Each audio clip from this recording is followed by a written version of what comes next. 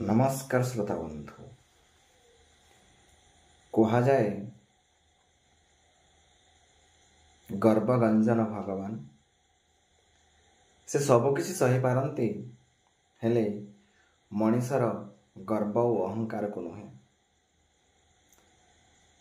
से गालीगलज सही पारती, से सही पारती अन्यर गंजना को, समस्तंकर लक्ष्य पूर्ण करती, समस्तंकर कामना को से पूर्ण करने पाई, भक्तर मनोवांछा पूर्ण करने पाई सदा सर्वदा प्रचेष्टा थांती। किंतु जेतेबेले मनीष भितरे गर्व आसे, अहंकार आसे, भगवान ता सही पारती नहीं। ताकू गोटे उचित शिक्षा देवा पाई एमिति परिस्थिति सृष्टि करती जे ता भितर थिबा से मुकारटी आपे उभाई जाए। आसंतु एमती अहंकार को नहीं एक सुंदर कहानी सुनिबा। आज थरे दी जण बंधु यात्रा बाहरिले। जो बाट दे से माने जिबार थिला ता मरुभूमि रास्ता थिला। सही रास्तार जीवारे गोटे बंधु थिले पुरुड़ा, आउ जड़े बंधु थिले नुआ। बाटे जाऊ जाऊ किछि बाट जाइछन्ति, दी जण जांको शोष लागिला, हेले तांको पाखरे पानी नथिला।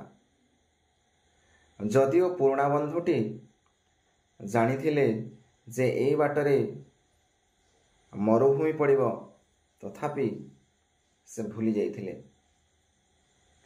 तेणु से ईश्वर विश्वासी होइथिबारु भगवान को प्रार्थना कले, कहिले हे प्रभु परमेश्वर, आमे दी जण जाक एबे अनेक दूर जीवार अछि।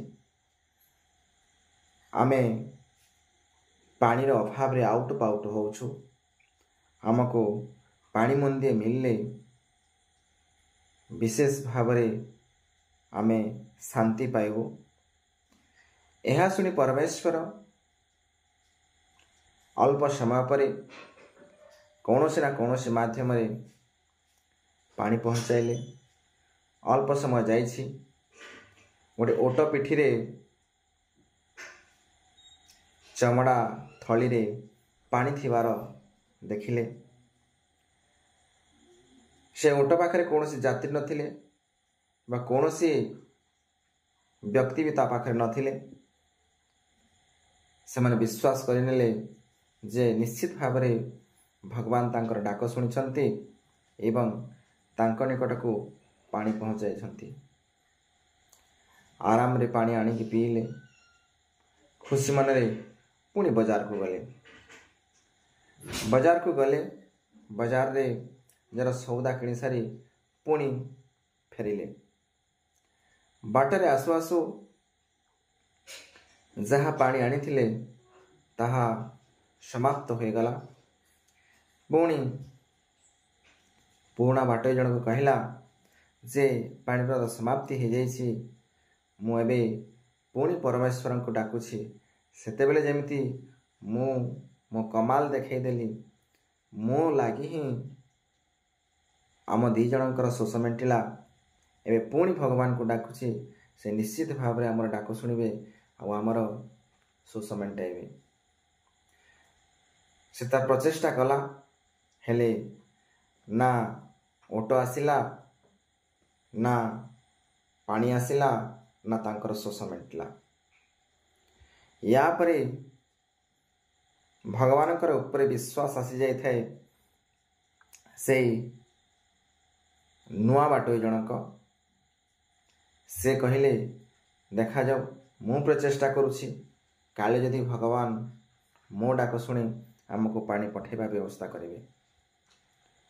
से समर्पण भाव रे भगवान का निकट रे निजर मनोनिवेश करी डाकिले, प्रभु आमे असुविधारे अच्छु, ଆପଣଙ୍କୁ ଭରସା କରି ହିଁ ଯାଉଛୁ। ଆମର ଶୋଷ ଟିକେ ମେଣ୍ଟାଇବା ପାଇଁ ପାଣି ମୁନ୍ଦିଏ ଦରକାର। ଏହା କହିବା ପରେ ତାଙ୍କ ନିକଟକୁ ପାଣି ପହଞ୍ଚିଲା। ଉଭୟ ଶୋଷ ମେଣ୍ଟାଇଲେ। ଏହା ହେଇ ସାରିଲା ପରେ ପୁରୁଣା ବନ୍ଧୁ ଜଣକ ପ୍ରଭୁଙ୍କ ନିକଟରେ ପୁଣି କହିଲେ, ହେ ପ୍ରଭୁ, ଏମିତି କେମିତି ହେଇପାରେ? ମୁଁ ପ୍ରଥମରୁ ହିଁ ଆପଣଙ୍କୁ ଡାକିଥିଲି, ଆପଣଙ୍କୁ ପାଣି ମାଗିଥିଲି, ହେଲେ ମିଳିଲା ନାହିଁ ମୋତେ, କିନ୍ତୁ ମୋ ବନ୍ଧୁ ମିଳିଲା। ଏହାପରେ ଭଗବାନ ପ୍ରକଟିତ ହୋଇ କହିଲେ ଯେ ମୁଁ ସେଇ ସମୟରେ ବି ତୋ ଡାକ ଶୁଣିଥିଲି, ଏଇ ସମୟରେ ବି ତୋ ଡାକ ଶୁଣିଥିଲି, କିନ୍ତୁ ତୋ ଭିତରେ ଯେଉଁ ଗର୍ବ ଥିଲା, ମୁକାର ଥିଲା, ମୁଁ ହିଁ ଜଳ ପ୍ରଦାନ କଲି, ମୋ ଦ୍ୱାରା ହିଁ ହେଲା। ସେଥିପାଇଁ ମୁଁ ତୋ ସାମର୍ଥ୍ୟ ଉପରେ ତୋତେ ଛାଡ଼ିଦେଲି ଏବଂ ଯେହେତୁ ତୋ ବନ୍ଧୁ ମୋ ଉପରେ ସମର୍ପଣ ଭାବ ରଖି ମୋତେ ଡାକିଲା ଏବଂ ଶୋଷ ମେଣ୍ଟାଇବା ପାଇଁ ମୋତେ ଆକୁଳ ନିବେଦନ କରିଥିଲା, ସେଥିପାଇଁ ହିଁ ମୁଁ ପହଞ୍ଚିଲି ଏବଂ ଶୋଷ ମେଣ୍ଟାଇବା ପାଇଁ ପ୍ରଚେଷ୍ଟା କଲି ଏବଂ ତାର ମନୋକାମନା ପୂର୍ଣ୍ଣ କଲି। ତେଣୁ ମୁକାର, ଗର୍ବ, ଅହଙ୍କାର ଏବଂ ନିଜ ସାମର୍ଥ୍ୟକୁ ଅନ୍ୟମାନଙ୍କ ଆଗରେ ପରିପ୍ରକାଶ କରିବା ତଥା ଦେଖାଇ ହେବା ପଣରେ କେବେ ହେଲେ ନିଜର ଉନ୍ନତି ହୋଇନଥାଏ କିମ୍ବା ନିଜର ସାମର୍ଥ୍ୟକୁ ଦର୍ଶାଇଲେ ଭଗବାନ କେବେ ହିଁ ନିଜ ପାଖକୁ ଆସିନଥାନ୍ତି। ତେଣୁ ମୁକାର ନୁହେଁ, ସମର୍ପଣ ଭାବ, ଭକ୍ତିଭାବରେ ହିଁ ଭଗବାନ ଆମକୁ ମିଳିପାରିଥାନ୍ତି। ଧନ୍ୟବାଦ।